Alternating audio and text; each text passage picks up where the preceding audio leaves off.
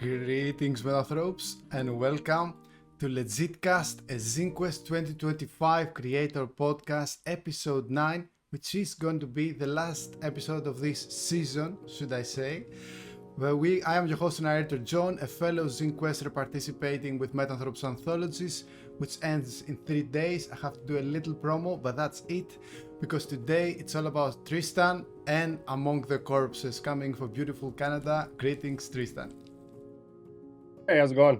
Thanks for having me. It's going great. So this show is all about zines and their creators, and this one is your very first ZineQuest, and it just went live. I hope we have some live backers. It's gonna be amazing when it happens. And talk to me about how you heard about ZineQuest and what drove you to create your very own zine. So I think ZineQuest, I saw the open call, either ended up in my my email box or on social media or something. I talked to like some other YouTubers who have either done it in the past or they have their own zines. They brought it up, and I was like, oh, I'll give it a shot. Like I've published, I have a zine that I published on Drive-Thru that it's got like no publication schedule. I just kind of put it out as I've finished creating it.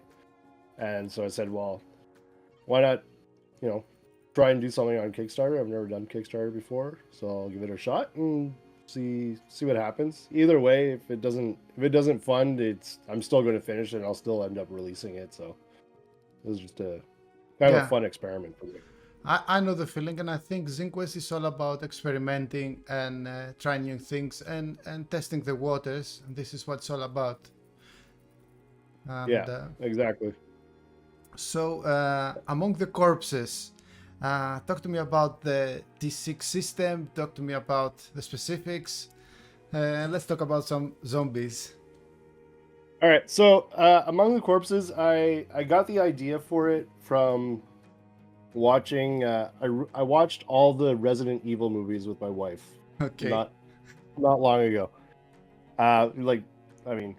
Granted, a lot of them are not good, but I'm very into like old school D&D where it's a lot of random encounters and hex crawling and dungeon crawling and stuff like that.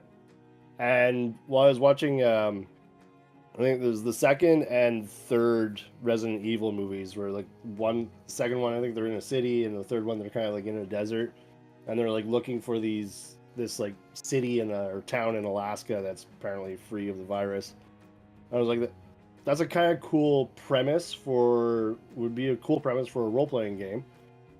And like I hadn't seen it before, but I was like, Dungeons and Dragons is good at what it does, but it's not good for everything. So yeah, I was looking at other systems, and being that I like older systems, I like experimenting with those old systems. I kind of stumbled across the West End Games Star Wars game, which is this system. This system was built for that. And I played with it, and I really liked the character creation, because the character creation isn't rolling randomly for stats. You designate an amount of dice for those skills, so it gives you a bit more of a customization than just randomly rolling for your stats. And the system itself is very simple. You're rolling your dice pool for whichever attribute or skill you're trying to use and trying to hit a target number or above. So very simple system, lots of customization for considering how simple it is. And it has some interesting, like, it is very simple, but it's got some interesting add-ons to it. Like you can use your hero points or character points to like double the amount of dice that you roll. So things like that. And I was like, okay, well, the system doesn't have those hex crawling rules in it, Mm-hmm. So I'm going to take that core system of the OpenD6, the character creation, and the core, rolling to hit a target number, and I'm going to add in my own sort of exploration rules to it. So Mm-hmm. that's basically what I've done. The first half of the zine is dedicated to the rules of OpenD6. Granted, I've kind of pared them down a bit to sort of fit into more of a zine page count.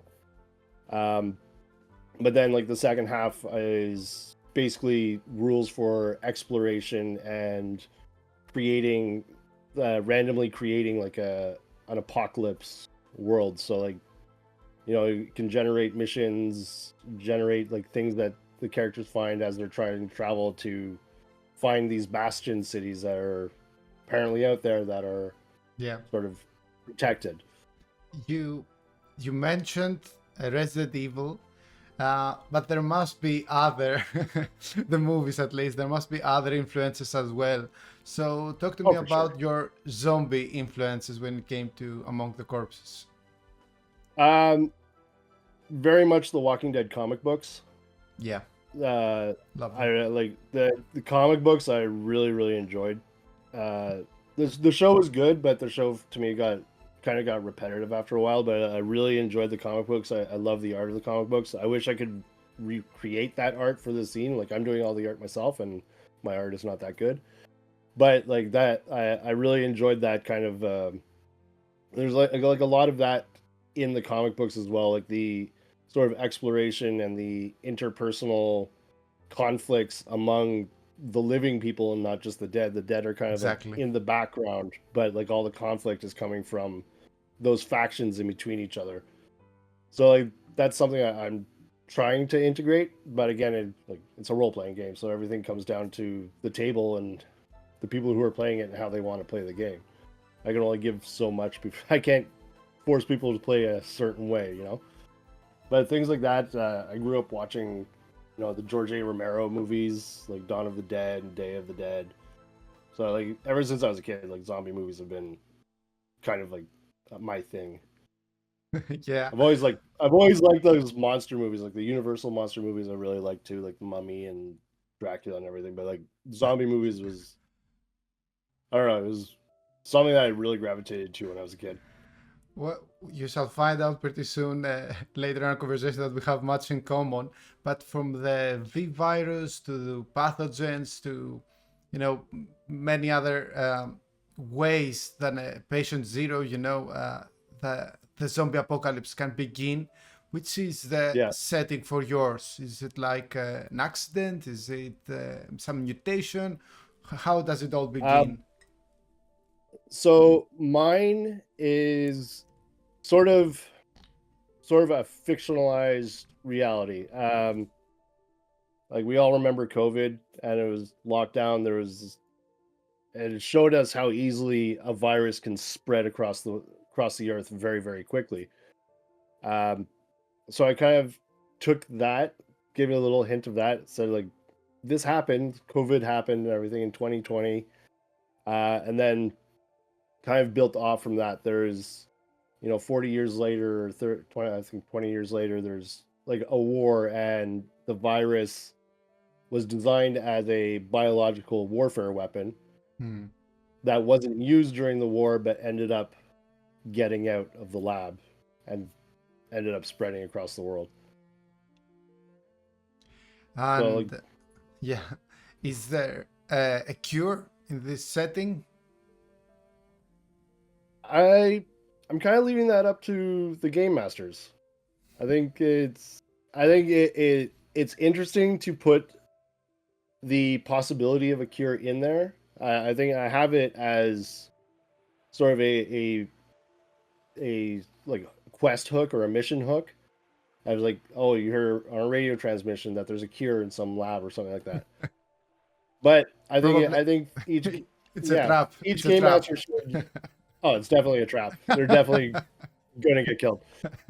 But I think it's a what I kind of wanted to do is I wanted to give sort of like a framework for a game master to take this and like create their own zombie apocalypse with it. So if the game master says yes, there's a cure and it's in Idaho, then that's where it is, and that could be their mission. If they say no, it's a cure, and this is the reality of planet Earth for the rest of eternity, then that's what it is. I didn't want to sort of like force feed like this is my idea and give it to people. Like, just give them a framework, and game masters can do with it what they want. Yeah, that's the idea. I love that. So we have seen the walkers from The Walking Dead. We've seen runners from 28 Days Later. We've seen jumpers. We've seen those weird mushroom zombies in the Last of Us. Last of Us. I watched that. That was good. Yeah, it was good. What sort of zombies? Zombie style are they runners? Are they do they spread this with the bite, or is it how lethal is this system? So if you get bitten, it's just a matter of time before you turn. Like if you get bitten by a zombie, then that's it. It's pretty lethal. Like I kind of come from the old school D&D where like, unless you're really, really good, it might be best to just run away. So the zombies themselves are pretty lethal, but they're slow. So they're easy to get away from. But, there might be more of them than you can feasibly handle. So there's that trade-off. They're deadly, but you can still get away from them. But apart from zombies, there's what I call ferals, which are humans who are not zombies, but have kind of sort of given up their humanness and become more animalistic. And they kind of like live in the wild and in small packs and things like that. So they won't infect you, but they're much faster than zombies. They're probably, in many ways, probably a lot more deadly because they have that human intelligence. They can think, they can plan, they can... And then I because I wanted to allow game masters to create their own world, I've kind of left the door open for sort of mutants, and because the virus is spread across the world, it infects different biological organisms differently. So some animals may mutate and become sort of mutated versions of what we know now. Not necessarily zombified, but maybe a little more powerful, or there's some sort of trade-off to it.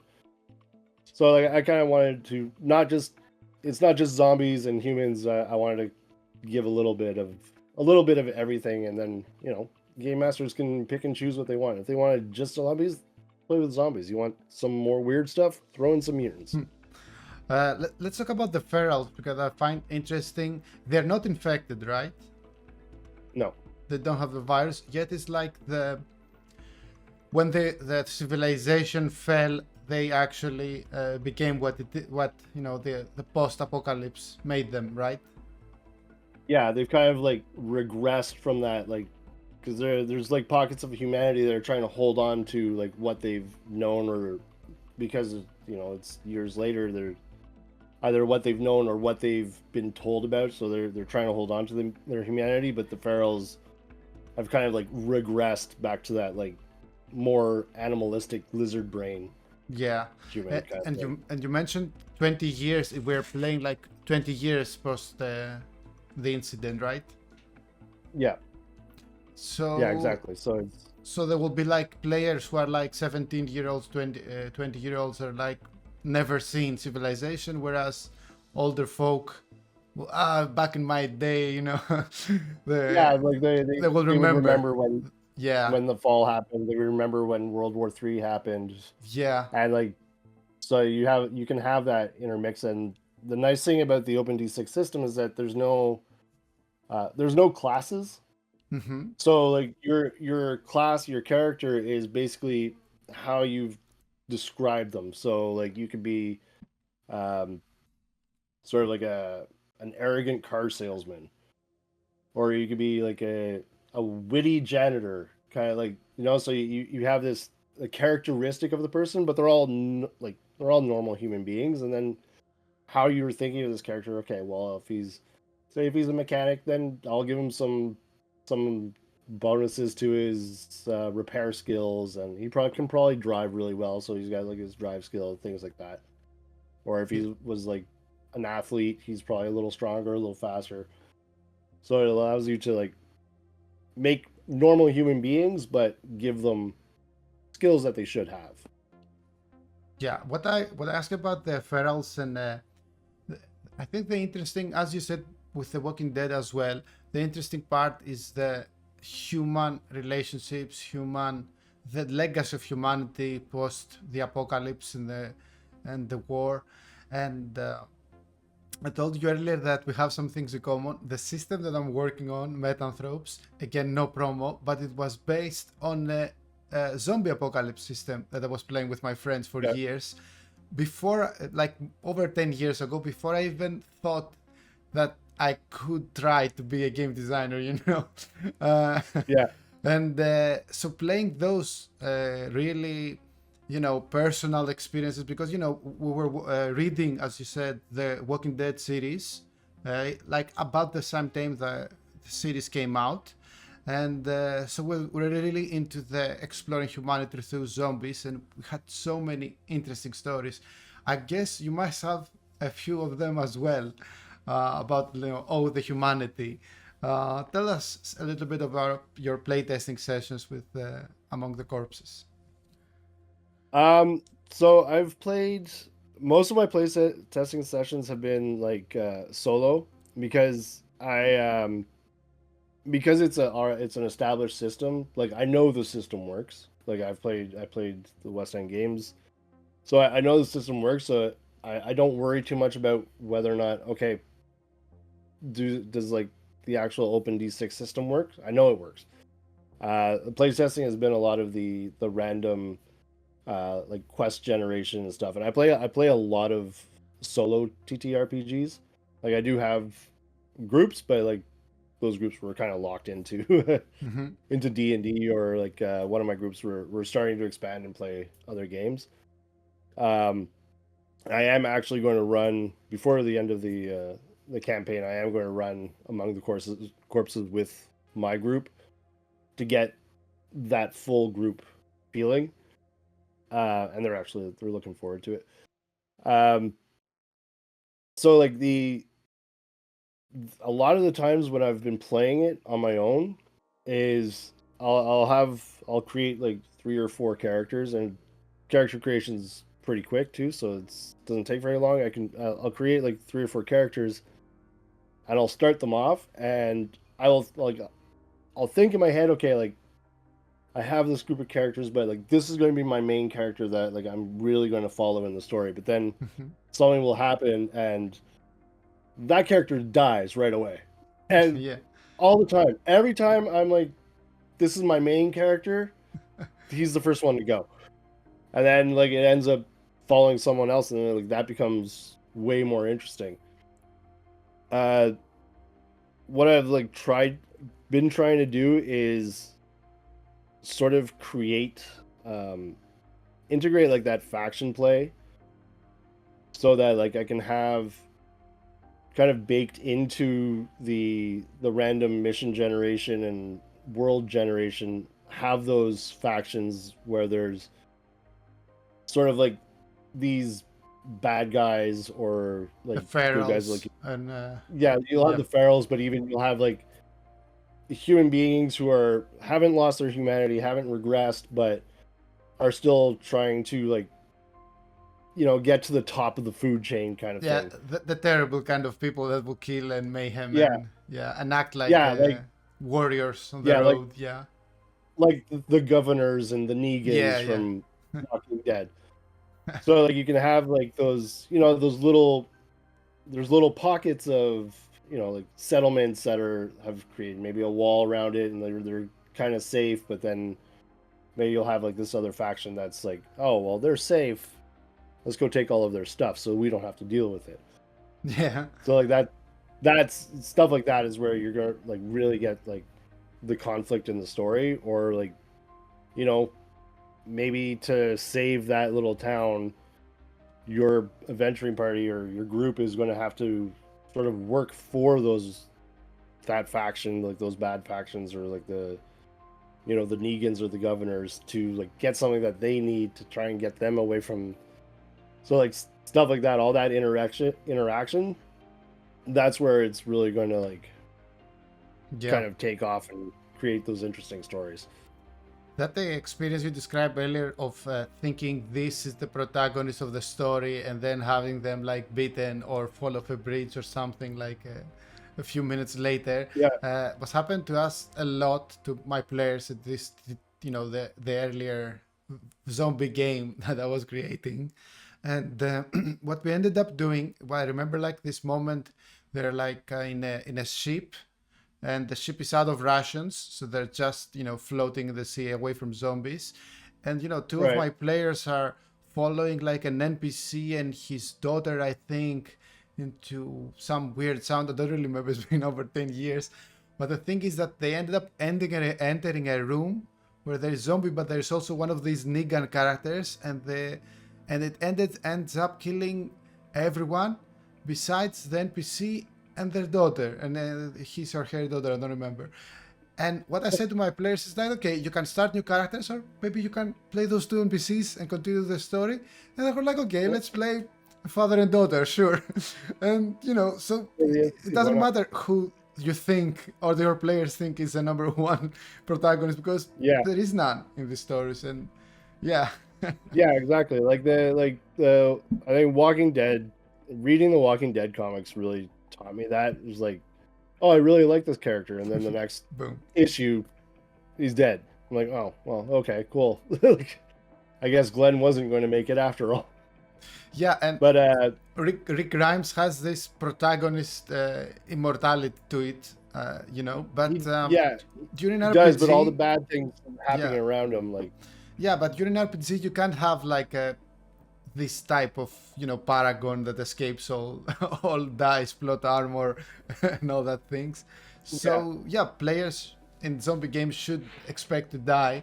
And how do you deal with player death in Among the Corpses? Like, is there a mechanic to it? Is like a consolidation, how you call it, thing? So the way OpenD6 works is you have stages. So you'll have like dazed,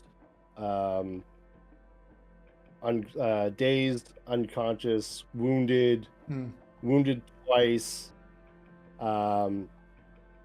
mortally wounded, and dead. They're mortally, like, as you get injured, you'll go down those steps, and then it's basically like your 5 hit points. But so once you get to dead, you're dead. Like, either you pick up an NPC and you just create that character, or you create a new character. The nice thing is, though, there's no end to ways of bringing in new characters. Like, just like we see in Walking Dead or Last of Us, there's always new characters coming in and like being part of the story and just continuing that story. It's the same way as playing, like, when you play old school D&D, like, your character dies at first level because they're really squishy. Then it's not until you get to like 3rd or 4th level that you're like, okay, I can breathe a little easier. Like, this character's safe for a little while. I can live with this character now. So yeah, like, as you get injured, like, there's healing, there's first aid, and you can like bandage wounds and stop the bleeding and things like that. As long as you have a first aid kit, as long as you've got like clean bandages that aren't going to cause an infection. So as long as, like, as long as you get enough rest or you get treatment, then you'll go back up the chain of damage. But once you hit dead, you're dead. Even mortally wounded, it's unlikely you're going to survive unless you get yourself to like a well-equipped even medical. I get a small cut that makes you bleed over and over if you can't close it. Don't know or can't. It's pretty dangerous in these situations. And I like to ask some silly power gaming oriented questions out of the blue to my guests. But I have a little bit of a different, have a twist to that question, making it an actual difficult question to ponder and contemplate. Which, like real life skills, it doesn't have to be a job, can be a set of skills, do you think is the number one most useful in the zombie apocalypse? I'm gonna give you some examples. Is it like the doctor, for obvious reasons? Is it like a military person? Is it like a pilot? Is it survival? There can be many best options. Which one is for you the best in a That's a good question. I know. I make one of those time to time. Yeah, like the easy answer is like, oh, the soldier knows everything he's doing, but like there's people out there like, outdoorsmen like who like camping and hunting. They would be great. Being able to move quietly because sound attracts zombies, right? So being able to move quietly, knowing what plants you can eat, knowing how to hunt or trap small game is a fantastic skill to have. Definitely having a basic knowledge of first aid would be super helpful. I would say like could be a normal person, but someone who enjoys the outdoors and like spends a lot of time camping or fishing and hunting, those skills would go a long way in the apocalypse, I think. I think, yeah, something like a ranger, and I mean like a real life ranger, not a D&D ranger, Yeah. or an outdoorsman, someone who like knows both to use the rifle but has survival skills. It's even better than your average, marine, let's say. I'm not really familiar if Marines have training to survive. I guess they have some degree, but someone who actually lives in the wilds, cook their own food, these are super important skills. It's not killing Z-heads, Yeah, like I mean, if you can hunt, then you'd be able to kill a zombie. But if you can't, like, if you don't know how to find fresh water, or you don't know how to navigate over land, or if you don't know how to, like, stitch a wound or something, then you're not going to last very long just because you can. I mean, anyone can shoot a gun at a zombie, but being able to trap a rabbit and survive for another day with very little food, that's a more important skill. And that's one of the things that kind of I didn't focus on it among the corpses, but it is highlighted among the corpses where like you can starve to death. You can die of dehydration. Like those are resources that are incredibly important to survival, where you need to be able to eat and drink water. Otherwise, it doesn't matter what you're doing. If you don't have food and water, then you might as well get bitten by a zombie because you're not going to last. Yeah, absolutely. I have another difficult question, maybe even more difficult than the previous. It has some political stuff, but let's keep it in game and theoretical zombie apocalypse stuff. So, you mentioned Negan, the governor, and that there are many ways, and the infamous line by Rick. Minor spoilers for The Walking Dead, but the infamous line by Rick: "This is not a democracy, okay?"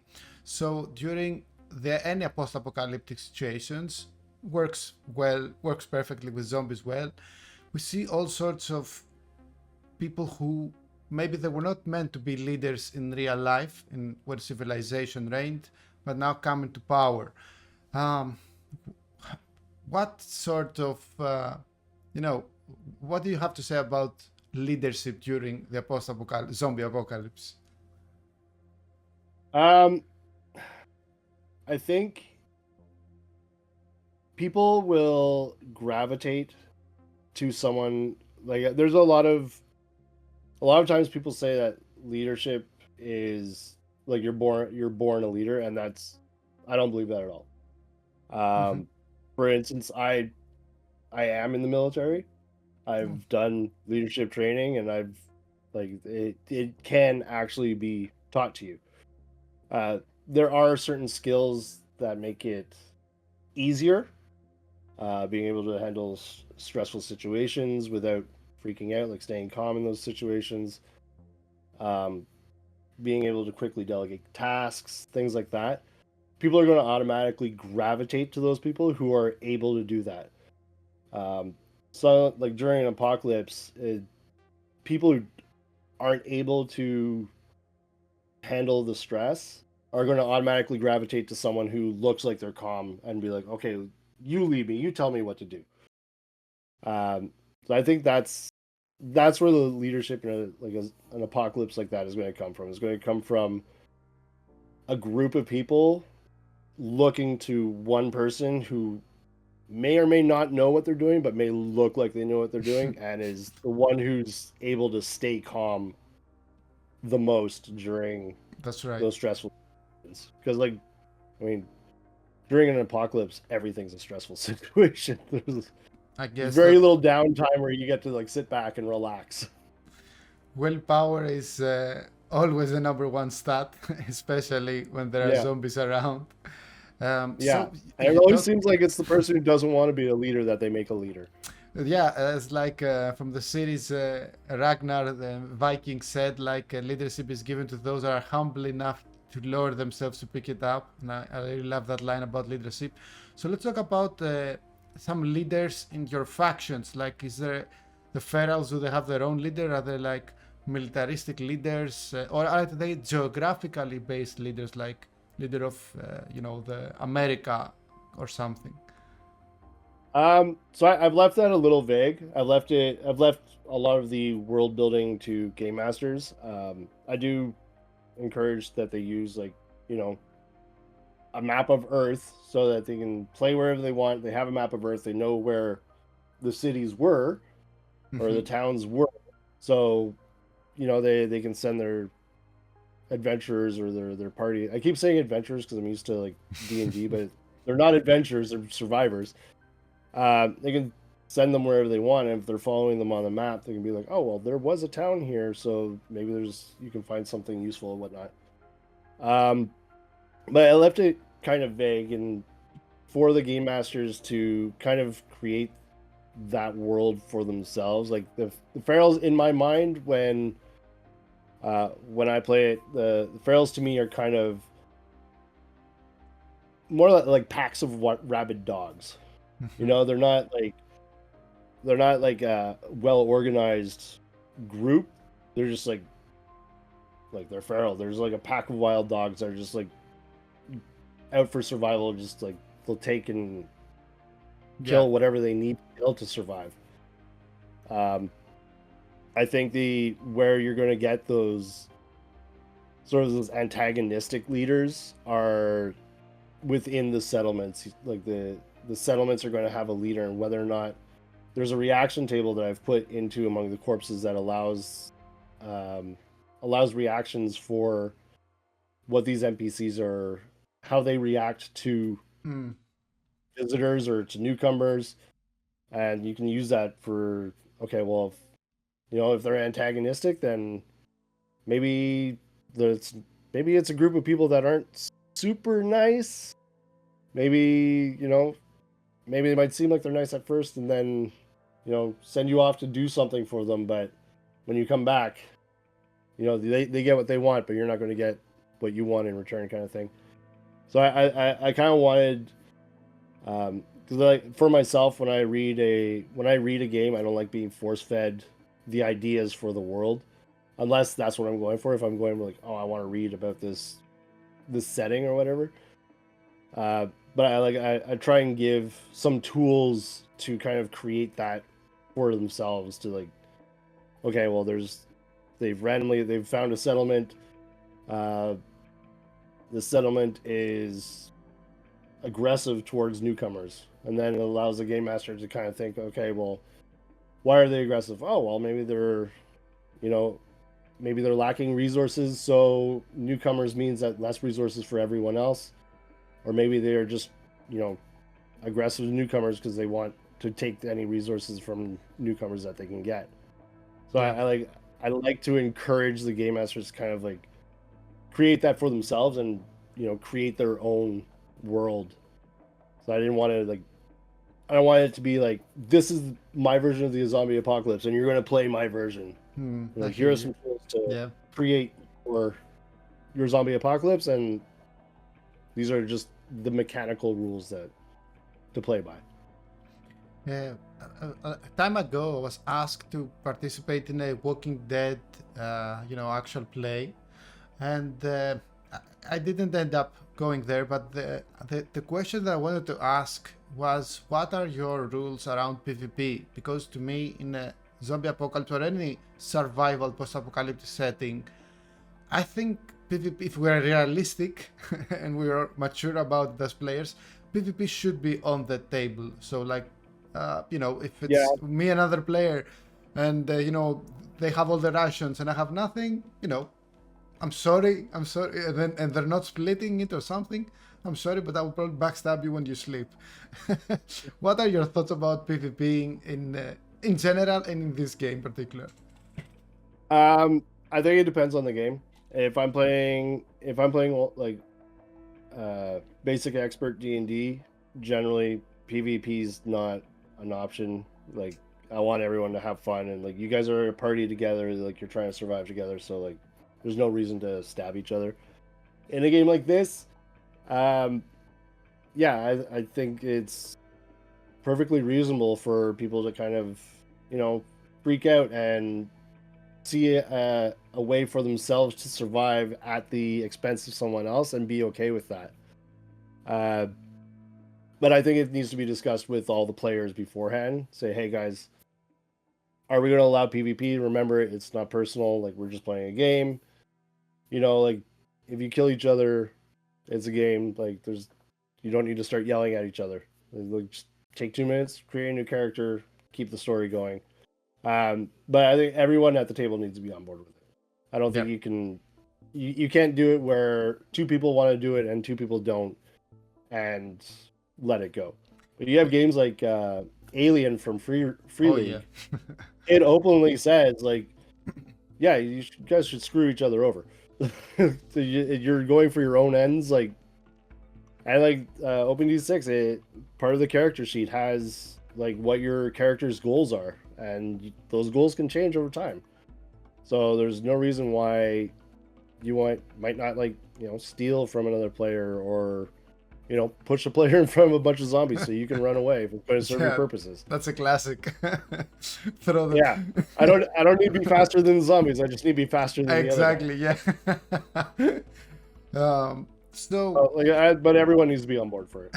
Yeah, that's very important. And from my experience, even if everyone says they're okay with PvP, if they haven't really matured and played through it and tested themselves how they react, they might not be. So I think to new GMs, even you stream or you don't stream, always have consent for everything you do. But even if they don't have experience, ask them, how many times have your character been killed by another character? Like, never, or like 5 times and you're super okay with it?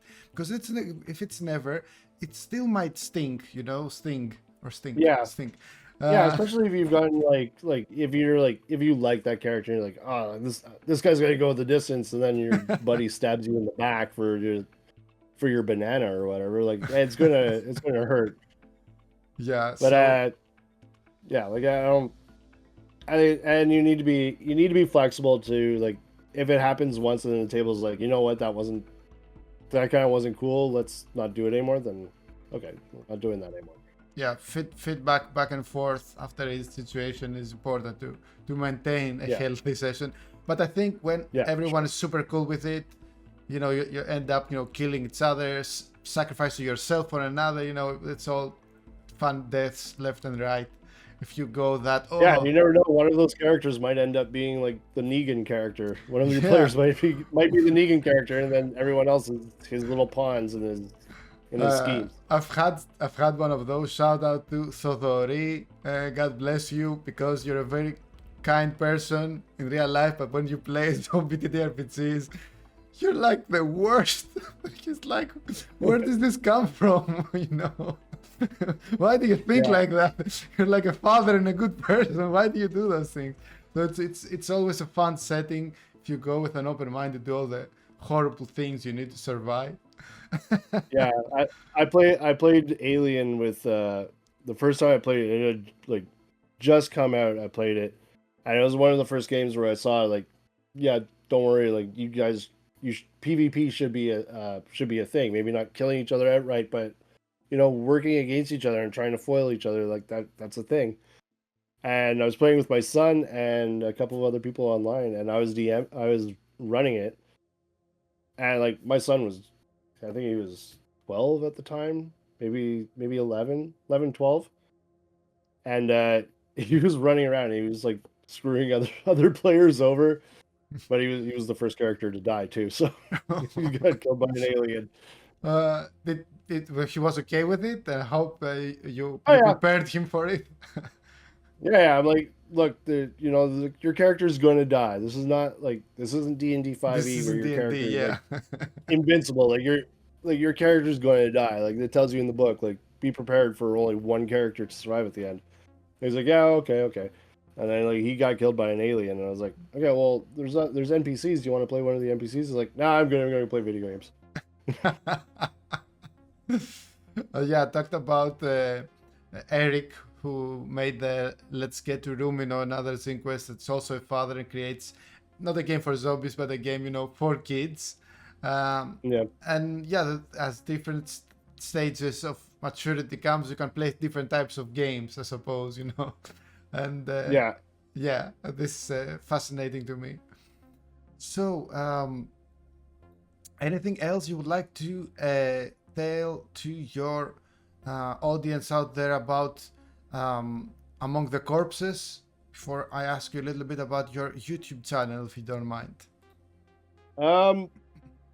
I think Among the Corpses, it's a little different than anything I've done before. Normally, I focus on like the fantasy D&D stuff. Like my other zine that I've got 2 issues of, it's basically just basic expert D&D stuff. This is a little different. One of the reasons I was using OpenD6 is because I think it's a really fun system, and there's not a lot of support out there for it anymore.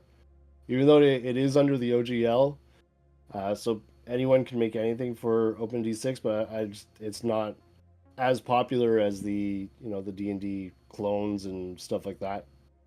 But I think it's a great system. It needs a more of a spotlight on it, so it's kind of why I decided to go with this among the super simplicity of it, of how it plays, and hopefully people like it, and they get past the fact that I did all the art and it's not very good. No, that's very admirable, going one man show, and you have, I guess, a lot of experience from running a YouTube channel, because I think reaching 1,000 subscribers to our little industry is not an easy task. I have many friends who try to get there themselves, and it's quite a journey. So, what was your journey to get there, and what type of content do you create? So I started. When did I start? I think I started about 3 years ago. It's been slow, and like I'm the first to admit I'm not the super regular poster who can like post a video every week. Like my life just doesn't allow for that. But I post as often as I can. Usually I make videos about different ways to think about games. I look at different systems. I've taken a look at the One Ring. I've taken a look at low fantasy gaming.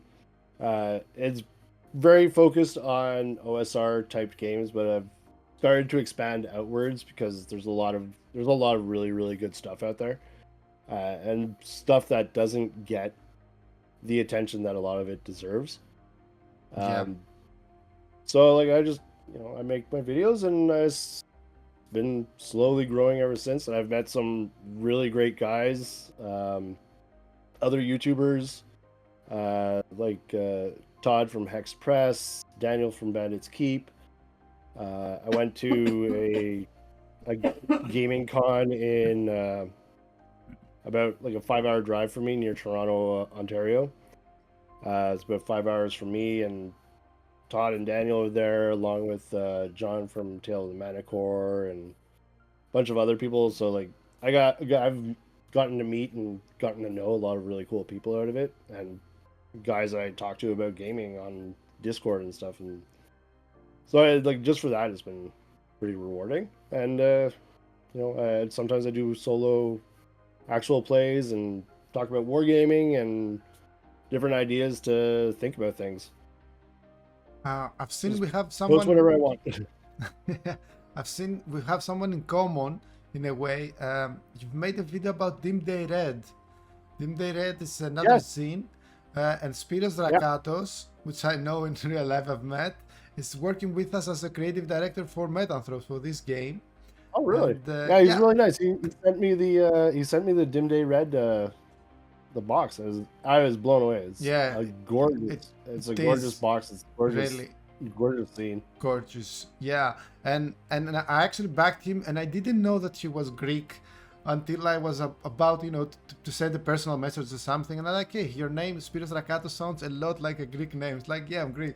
And then we started talking Greek. Then I went to one of his world building seminars, and we met each other, and ended up collaborating this year. So what a coincidence. That's awesome. Yeah. Yeah, it's as big as, like, you think about, like, say, like Wizards of the Coast and Dungeons and Dragons. It's like huge, but like the community is actually really small, and like especially the tabletop role-playing game community that like isn't playing one of those big two like Pathfinder or D&D, like it gets even smaller. So it's really easy to sort of like meet those people who are into the same things as you and start collaborating together. Yeah, it's really cool when it happens. Let's talk a little bit about that before we conclude this episode, because I feel like many people I know for a fact that many people learn D&D from some random stuff like Stranger Things, Critical Role, which is fine, and the series of Critical Role, and the new movie now, Dungeons and Dragons. Some went without even knowing what this is, like the same Chris Pratt or whoever is the main star there. And I think for me, TTRPGs have nothing to do with attack of opportunity, 5 feet, don't split the party, and all other stuff that are D&D stuff. Okay, D&D is a thing, but TTRPGs have nothing to do with D20, nothing to do with 9th level spells or whatever it is that makes D&D what it is. So I wonder, and I ask you, but I also wonder really, I think this D&D era is bound to end, especially with all the fiascos that happening in the company running it this past few years.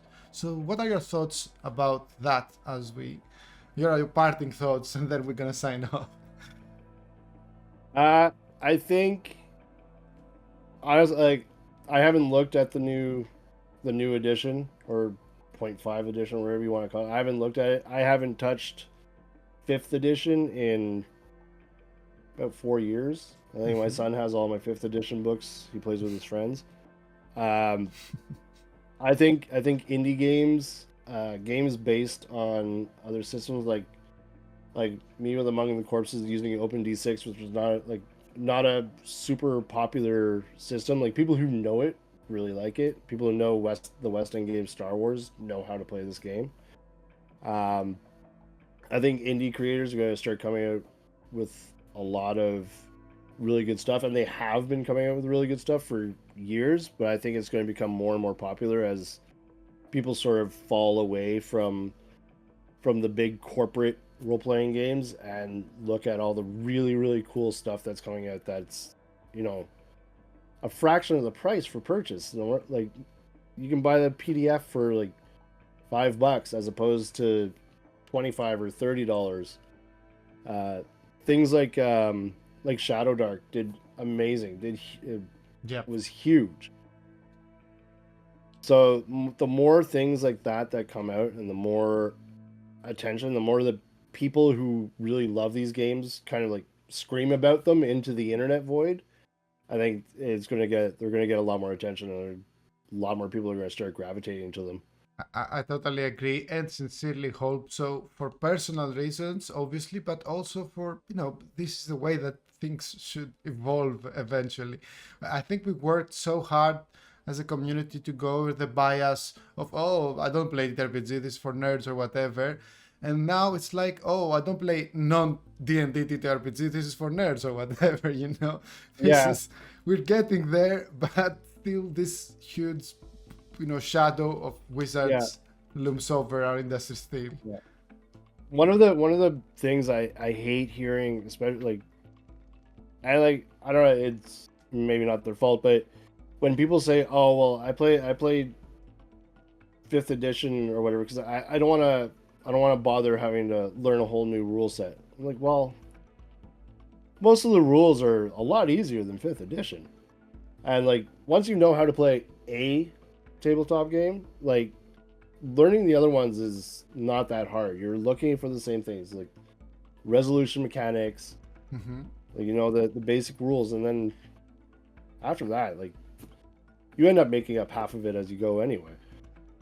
Everyone who plays it, or at least everyone who runs a tabletop game, whether it's Dungeons and Dragons or Pathfinder or Call of Cthulhu or the One Ring or whatever, all of the people who are running those games, they're all game creators. They're all twisting the rules to create the game they want. So whether it's me putting out a zine or you putting out a zine or someone else, we're just doing the same thing other people are doing at home. We're just trying to put it in front of more people. Yeah, that's it. That's where we all began. Yeah, I think, exactly. This has been a wonderful talk. Thank you so much for joining us, Tristan. And Thanks for having me. Yeah, hope you had fun too. I did. I had a great time. It was great. There will be no more episodes within the next 3 days at least. We have to focus on my campaign. But I think, Tristan, I will edit it within those. I don't know for sure, actually, but this episode will be released pretty soon.